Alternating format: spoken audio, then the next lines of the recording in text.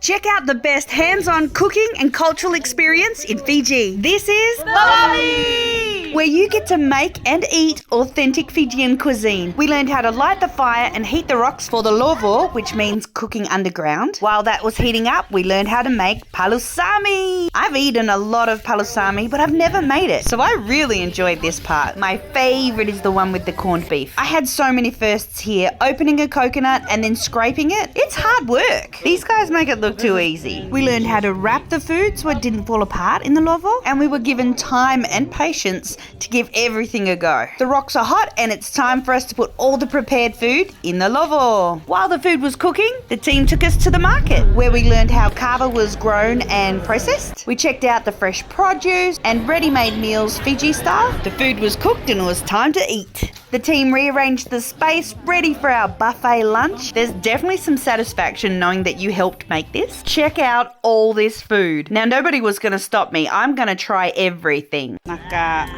After lunch, it's time for kava.